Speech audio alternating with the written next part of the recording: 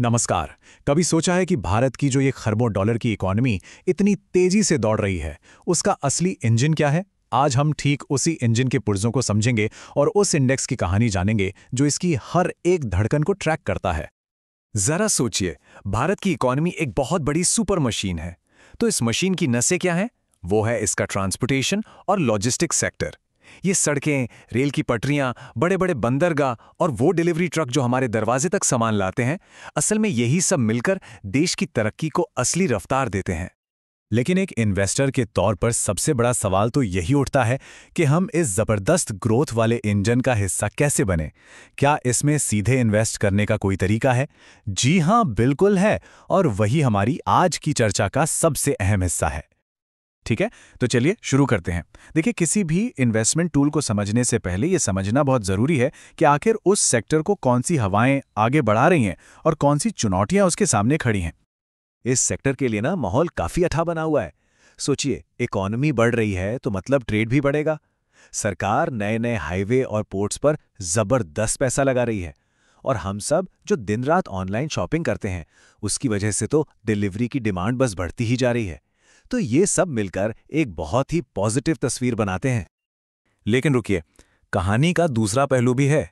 जहां एक तरफ इतनी अच्छी ग्रोथ की उम्मीद है, वहीं कुछ बड़े रिस्क भी हैं। ये सेक्टर ना इकोनॉमी के उतार चढ़ाव से सीधे सीधे जुड़ा है। मतलब अगर इकोनॉमी धीमी हुई तो इसका पहिया भी धीमे पड़ जाता है। फिर पेट्रोल डीजल के दाम, नए ट्रक या जहाज खरीदने का भारी भरकम खर्चा, ये सब ऐसी चुनौतियां हैं जो हमेशा बनी रहती हैं। तो अब जब हम इस सेक्टर की ताकत और कमजोरी दोनों को समझ चुके हैं, चलिए अब सीधा उस टूल पर आते हैं जो इस पूरे सेक्टर के परफॉर्मेंस को एक ही जगह पर कैप्चर करता है। इसे बस एक टोकरी की तरह समझिए। एक ऐसी टोकरी जिसमें इस सेक्टर की टॉप 30 कंपनियां रखी हुई हैं। इन कंपनियों को उनके मार्केट साइज के हिसाब से चुना जाता है, और एक जरूरी नियम यह है कि किसी भी एक कंपनी का वजन इस टोकरी में 10% से ज्यादा नहीं हो सकता, ताकि रिस्क थोड़ा बटा रहे। तो चलिए अब जरा इसका रिपोर्ट कार्ड देखते हैं। पिछले 5 सालों में इस इंडेक्स ने क्या कमाल दिखाया। लेकिन हम सिर्फ फाइनल स्कोर नहीं देखेंगे, हम ये समझने की कोशिश करेंगे कि ये सफर कितना सीधा था और इसमें कितने मोड़ आए। पहली नजर में तो ये नंबर बहुत ही शानदार लगता है। 5 साल में 33% से ज्यादा का टोटल रिटर्न। वाह, ये तो किसी का भी ध्यान खींच लेगा। लेकिन यहीं पर कहानी में एक ट्विस्ट है। जब हम इस बड़े से नंबर को हर साल के हिसाब से तोड़कर देखते हैं, तो ये सालाना सिर्फ करीब 5.9% ही बनता है। अब ये उतना कमाल का नहीं लग रहा है ना? तो सवाल है, ऐसा क्यों? और इसका जवाब यहां छिपा है। ये सेक्टर, जैसा हमने कहा, एक सीधी लाइन में नहीं चलता। ये इकोनॉमी के साथ ऊपर नीचे होता है। तो इसका सफर एक स्मूथ हाईवे जैसा नहीं, बल्कि एक रोलर कोस्टर राइड जैसा रहा है, जिसमें तेज चढ़ाई भी थी और गहरी ढलान भी। अब आता है असली खेल। चलिए इस इंडेक्स के अंदर झांक कर देखते हैं कि आखिर वो कौन सी कंपनियां हैं जो इस कहानी को चला रही हैं।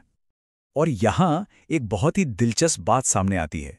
इस पूरी टोकरी का लगभग 15.5% हिस्सा सिर्फ एक कंपनी के पास है, महिंद्रा एंड महिंद्रा। इसका मतलब साफ है कि ये एक कंपनी जैसी चलेगी, पूरे इंडेक्स पर उसका बहुत बड़ा असर पड़ेगा। और यही सवाल हमें इस पूरी कहानी के सबसे हैरान करने वाले हिस्से पर ले जाता है। मतलब क्या एक स्टार प्लेयर पूरी टीम का एवरेज स्कोर बदल सकता है? चलिए देखते हैं। और ये रहा वो आहा मोमेंट। जरा इन नंबर्स पर गौर कीजिए। जहां पूरे इंडेक्स ने सालाना 5.9% का रिटर्न दिया, वहीं इसके सबसे बड़े खिलाड़ी महिंद्रा एंड महिंद्रा ने हर साल औसतन 44% की ग्रोथ दिखाई है। जी हां, 44%।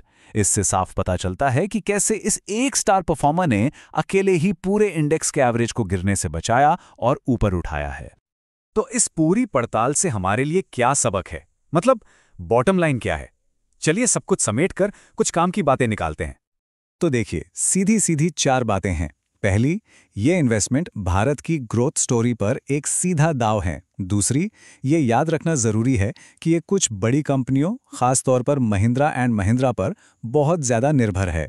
तीसरी, इसमें हाई रिटर्न का पोटेंशियल है, तो रिस्क भी उतना ही ज्यादा है।